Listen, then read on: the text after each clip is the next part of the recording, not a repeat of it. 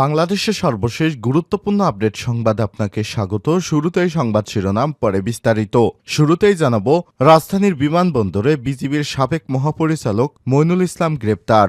স্ত্রী কন্যাসহ কানাডায় যাওয়ার সময় বর্ডার গার্ড অব বাংলাদেশ বিজিবির সাবেক মহাপরিচালক লেফটেন্যান্ট জেনারেল অবসরপ্রাপ্ত মইনুল ইসলামকে আটক করেছে ইমিগ্রেশন পুলিশ। মঙ্গলবার সন্ধ্যার দিকে ঢাকার হজরত শাহজালাল আন্তর্জাতিক বিমানবন্দর থেকে তাকে গ্রেপ্তার করা হয়। উল্লেখ্য, 2009 সালের 25শে ফেব্রুয়ারি বিডিআরের নতুন নাম বিজিবি বিদ্রোহ পিলখানা নৃশংস হত্যাযজ্ঞে 57 জন সেনা কর্মকর্তা সহ 74 জন নিহত হয়। এই ঘটনার 48 ঘণ্টার মাথায় এই বাহিনীটির মহাপরিচালকের দায়িত্ব পান মইনুল ইসলাম। এরপর জানাবো, এস আলম গ্রুপের 2 কারখানা বন্ধ ঘোষণা, শ্রমিকদের বিক্ষোভ। এস আলম গ্রুপের 2টি কারখানা অনির্দিষ্টকালের জন্য বন্ধ ঘোষণা করা হয়েছে। কারখানা 2টি হল S Alam refined sugar industry limited ও S Alam power plant limited. জানাবো, বিডিআর হত্যাকাণ্ডের তদন্ত প্রতিবেদনে ছিল না দেশি বিদেশি চক্রান্তের তথ্য।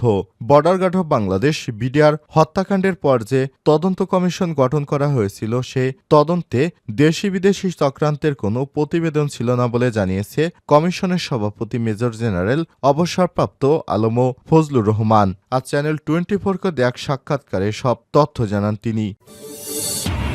এদিকে প্রত্যেক ধর্মে শান্তির বাণী আছে, সেই বাণী নিজের মধ্যে স্থাপন করতে হবে।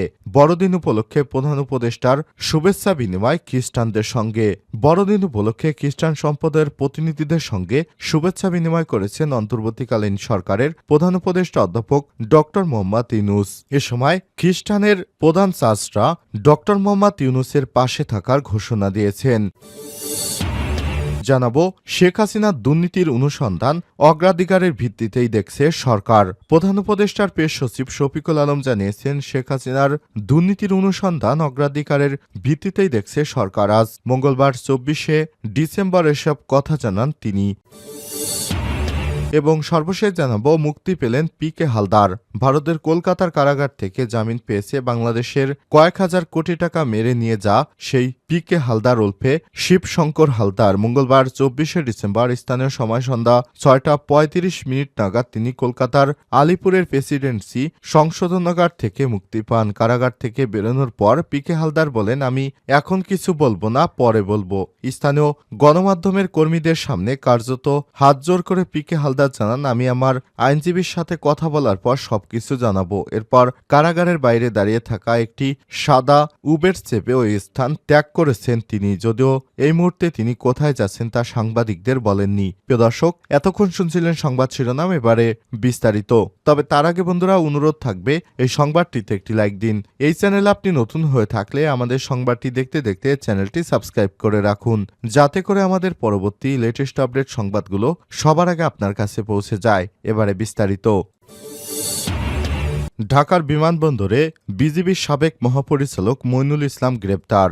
স্ত্রীসহ কানাডা যাওয়ার সময় বর্ডার গার্ড অব বাংলাদেশ বিজিবির সাবেক মহাপরিচালক লেফটেন্যান্ট জেনারেল অবসরপ্রাপ্ত মইনুল ইসলামকে আটক করেছে ইমিগ্রেশন পুলিশ। মঙ্গলবার 24শে ডিসেম্বর সন্ধ্যার পর ঢাকার হজরত শাহজালাল আন্তর্জাতিক বিমানবন্দর থেকে তাকে আটক করা হয়। উল্লেখ্য, 2009 সালের 25শে ফেব্রুয়ারি বিডিআর নতুন নাম বিজিবি বিদ্রোহ ও পিলখানায় নৃশংস হত্যাযজ্ঞে 57 জন সেনা কর্মকর্তা সহ 74 জন নিহত হয়েছিল। এই ঘটনায় 48 ঘণ্টার মাথায় বাহিনীটির মহাপরিচালকের দায়িত্ব পান মইনুল ইসলাম। তিনি মহাপরিচালকের দায়িত্ব পাওয়ার পর বাহিনীটির ইউনিফর্ম পরিবর্তন করেন এবং সীমান্ত বাহিনীতে যোগ করা হয় একটি গোয়েন্দা ইউনিট। পরে লেফটেন্যান্ট জেনারেল পদে উন্নীত করা হয় তাকে এবং সেনাবাহিনীর সদর দপ্তরে জেনারেল স্টাফ করা হয় তাকে। 2015 সালের জুলাইয়ে সশস্ত্র বাহিনী বিদ্রোহ বিভাগের প্রিন্সিপাল স্টাফ অফিসার হন মইনুল ইসলাম। পরের বছর ফেব্রুয়ারিতে সেনাবাহিনী থেকে অবসর গ্রহণ করেন তিনি। বিজিবির মহাপরিচালক পদে যোগদানের আগে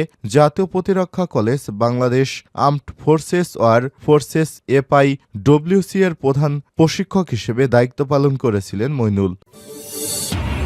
এস আলম গ্রুপের 2 কারখানা বন্ধ ঘোষণা, শ্রমিকদের বিক্ষোভ। এস আলম গ্রুপের 2টি কারখানা অনির্দিষ্টকালের জন্য বন্ধ ঘোষণা করা হয়েছে। কারখানা দুটি হল S Alam refined sugar industry limited ও S Alam power plant limited. বুধবার 24শে ডিসেম্বর এস আলম গ্রুপের মানব সম্পদ ও প্রশাসন প্রধান মোহাম্মদ বোরহানুদ্দিন স্বাক্ষরিত এক অফিস আদেশে এই নির্দেশ দেওয়া হয়েছে। এতে বলা হয়েছে, আগামীকাল বুধবার 25শে ডিসেম্বর থেকে কারখানা দুইটি অনির্দিষ্টকালের জন্য বন্ধ ঘোষণা করা হয়েছে।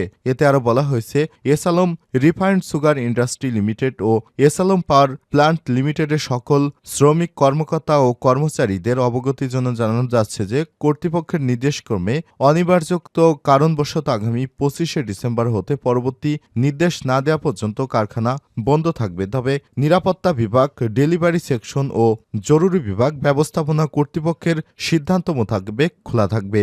নোটিশে কারখানা খোলার তারিখ কর্তৃপক্ষের নির্দেশনা অনুযায়ী নোটিশের মাধ্যমে জানানো হবে বলে উল্লেখ করা হয়। প্রসঙ্গত, দক্ষিণ চট্টগ্রামের কর্ণফুলী নদী তীরবর্তী চরলক্ষা ইউনিয়নের ঈশানগর এলাকায় এই কারখানা অবস্থিত।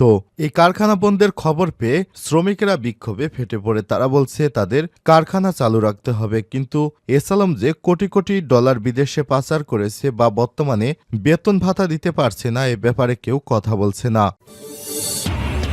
বিডিআর হত্যাকাণ্ডের তদন্ত প্রতিবেদন ছিল না দেশি বিদেশি চক্রান্তের তথ্য।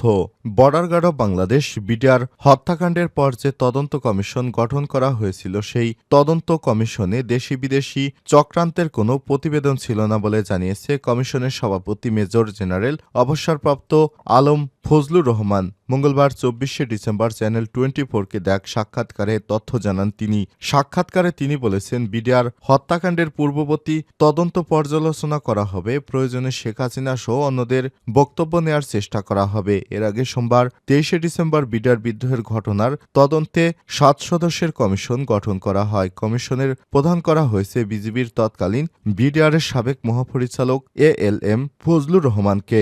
এদিন স্বরাষ্ট্র উপদেষ্টা জাহাঙ্গীর আলম চৌধুরী বলেন, আপনারা সব সময় চেয়েছেন বিডিআর হত্যাকাণ্ড নিয়ে একটা কমিশন হোক। কমিশনের সদস্য সংখ্যা 7 জন। বিডিআরের সাবেক মহাপরিচালক ALM ফজলুর রহমান এই কমিশনের সভাপতি। তার সঙ্গে আরও থাকবেন সামরিক বাহিনীর 2 জন সদস্য, সিভিল সার্ভিসের 1 জন, ঢাকা বিশ্ববিদ্যালয়ের 1 জন শিক্ষক, জগন্নাথ বিশ্ববিদ্যালয়ের 1 জন শিক্ষক এবং পুলিশের 1 জন ঊর্ধ্বতন কর্মকর্তা।